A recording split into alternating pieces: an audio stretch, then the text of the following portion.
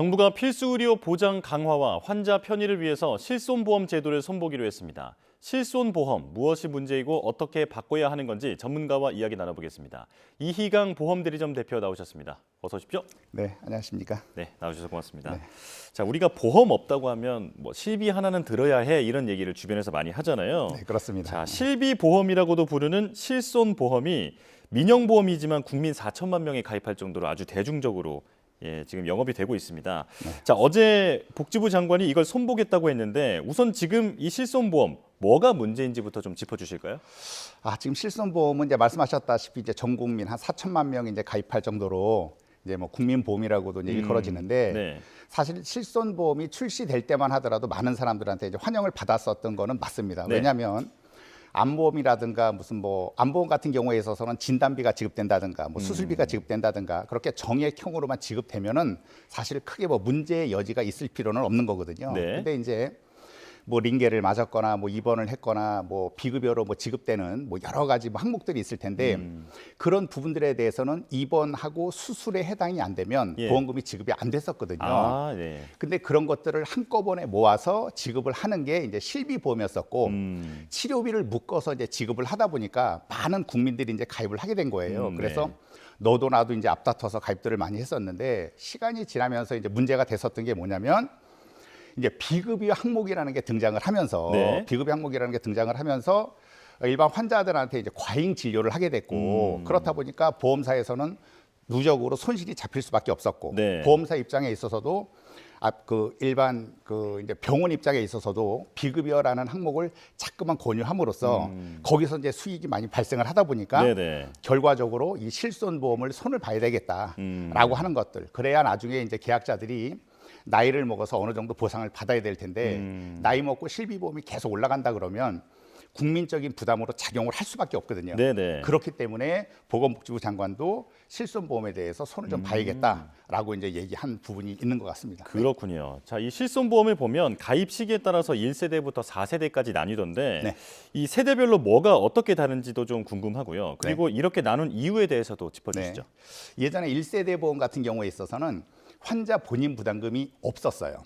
네. 없다 보니까 병원에 뭐 다닌다라고 하더라도 자기 부담 없이 다 치료를 받을 수 있으니까 많은 사람들이 이제 다니게 됐었던 거고. 이게 이제 2009년 이전까지 가입을 하신 분들. 네, 그렇습니다. 그렇죠. 네, 그렇습니다. 1세대. 네. 1세대 실손 같은 경우는 말씀드린 바와 같이 본인 부담 없이 병원에서 치료를 받게 되면 모든 것들을 다 그대로 받을 수 있었기 때문에 많은 인기가 있었는데 그렇다 보니까 나중에 문제가 뭐가 발생을 했냐면 아까 말씀드린 비급여 부분이 있지 않습니까? 네. 비급여 부분에 대해서 너무나 많은 의료 쇼핑이 발생을 하게 됐었던 거예요. 그렇다 보니까 뭐 치료를 받지 않아도 되는 부분들을 치료를 받게 돼 있고 네. 그다음에 병원에서도 그게 소위 돈이 되다 보니까 환자들한테 계속 비급여 치료를 권하게 된 거죠. 예. 그렇다 보니까 문제가 뭐가 발생을 하냐면 보험사 입장에 있어서는 계속 보험금이 이제 지급이 되다 보니까 이것들에 대해서 조금 통제를 좀 해야 되겠다라고 하면서 환자 본인 부담금을 늘려가게 된 거죠.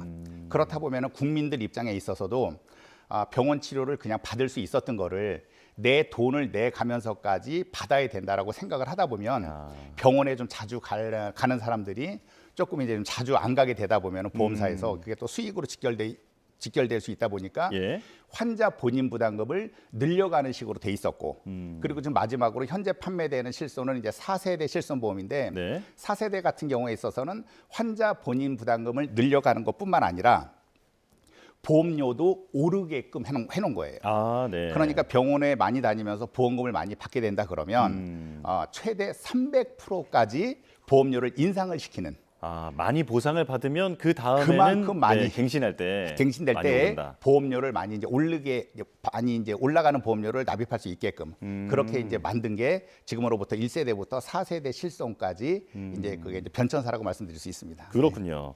자, 실손보험이 현재는 단독으로는 가입이 안 되고 또 다른 보험을 함께 들어야만 가입을 할 수 있다면서요? 네, 그렇습니다. 실손보험이 초창기에 나왔을 때만 하더라도 단독으로 가입할 수 있는 경우가 많이 있었고 그리고 실제로 많이들 가입을 했었습니다. 근데 그렇다 보니까 보험사 입장에 있어서는 지금 현재 손해율이 한 110% 정도 되거든요. 그러니까 쉽게 말씀을 드리자면 보험료로 한 1,000원 정도를 냈다 그러면 보험금으로 1,100원을 지금 받아가는 팔수록 손해네요. 팔수록 손해다 보니까 예. 보험사 입장에 있어서는 어찌됐건 뭐 이익을 중시하는 회사 아니겠습니까? 네네. 그렇다 보니까 실제로 돈이 되는 무슨 뭐 암보험이라든가 뭐 건강보험이라든가 뭐 운전자 보험이라든가 이런 부분들에 대해서 같이 어쩔 수 없이 끼워 팔기로 되는 그런 경우들이 생겼고 예. 실비 같은 경우는 이제 도수치료 같은 경우에 네. 도수치료 같은 경우에 있어서는 현재 1년 기준으로 지금 1조 원이 넘게 지급되고 있습니다. 지금 저기 그래프에도 나오지만 1조 2,883억 원. 엄청난 규모입니다.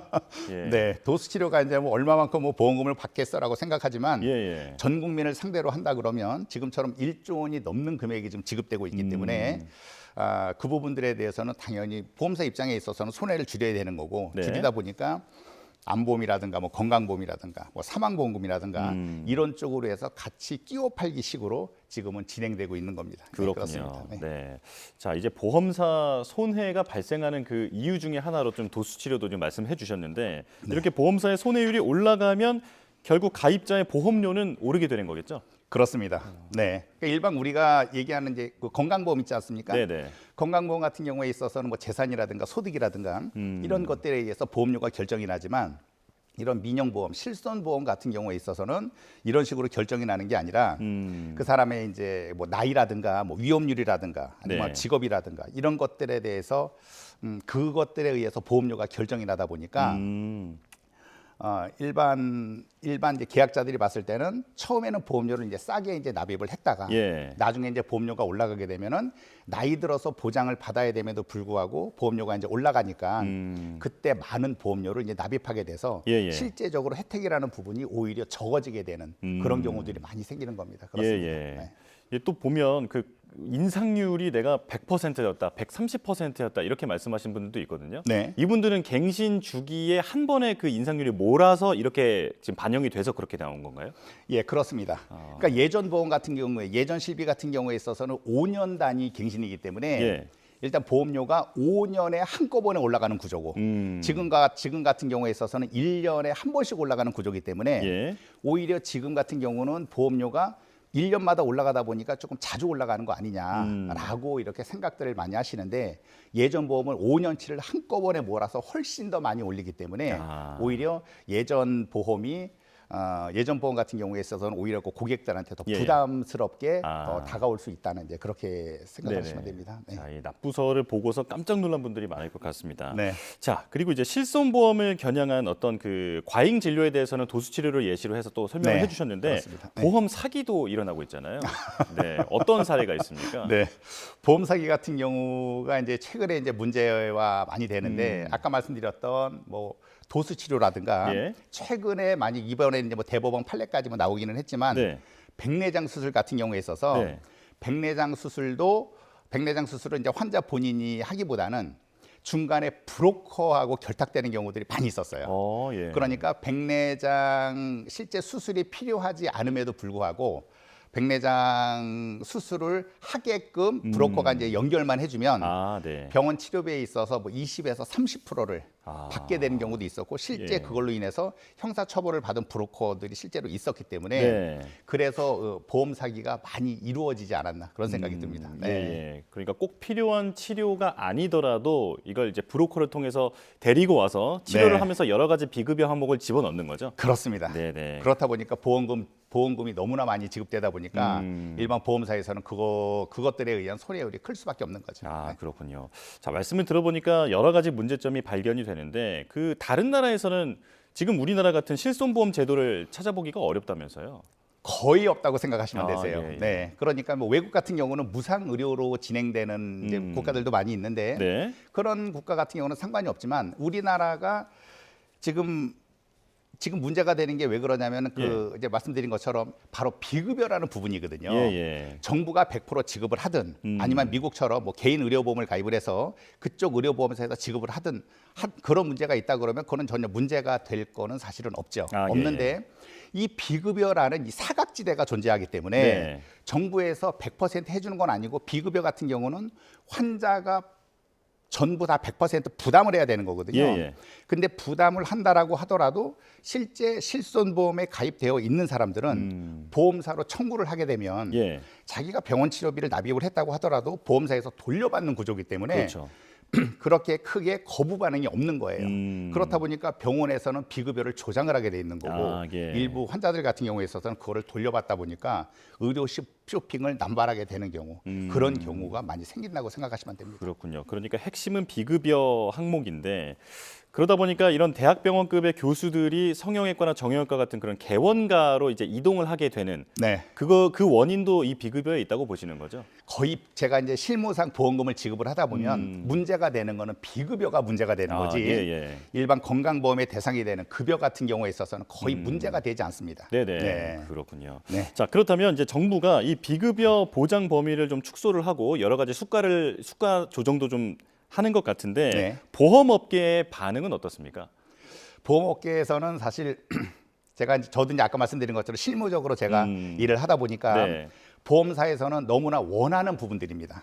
예. 말씀드린 것처럼 백내장 수술로 1년에 1조 넘게 도수치료로도 1조가 넘게 지급되다 보니까 보험사에서는 이거를 공론화 싶어하는 거는 사실은 맞는데 예. 공론화 시켰다가는 또 뭐 이익을 또 추구한다 이렇게 또 그런 얘기가 들릴 수가 있어서 그래서 보험회사 입장에 있어서는 이거를 조정을 하고 싶지만 사실 큰 목소리를 낼 수 없는 그런 부분도 있다고 생각이 듭니다. 네, 자 여쭤볼 건 많은데 시간이 많지 않아서 바로 다음 질문 넘어가겠습니다. 네.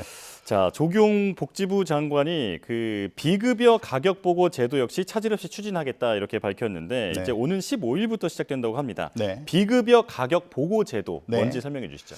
비급여 가격 보고 제도가 아까 이제 말씀드린 것과 약간 유사한 건데 네. 지금 현재 병원 같은 경우에 있어서는 병원에서는 비급여라는 항목을 본인들이 정해놓고 물 한 잔 드시고요. 네.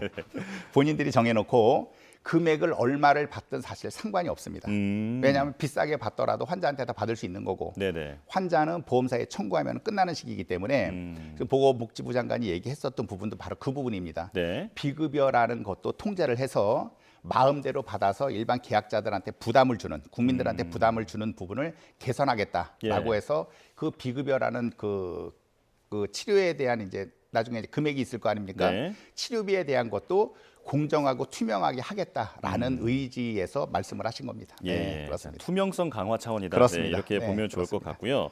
자, 그럼 마지막으로 간단하게 좀 여쭤보겠습니다. 이제 이렇게 변화가 예상되는 상황에서 기존 가입자 그리고 또 새로 가입하려는 분들은 어떻게 대응하는 것이 좋다고 보시는지 네. 조금 짧게 좀 말씀드릴까요? 네. 예, 일단 보험이라는 거는 항상 제가 이제 말씀드리는 부분이 많이 가입해서 나쁠 거는 없어요. 나쁠 거는 없는데 본인한테 불필요한 보험을 가입을 한다든가 뭐 사망보험이 필요 없는데 사망보험을 높여서 가입을 한다든가 그렇게 예. 된다 그러면은 보험료에 대한 부담이 있고 보험료에 대한 부담이 있으면 나중에 유지하기가 힘들기 때문에 예. 본인이 납입할 수 있는 한도 내에서 끝까지 유지할 수 있는 보험을 가입하는 게 가장 좋다고 생각합니다.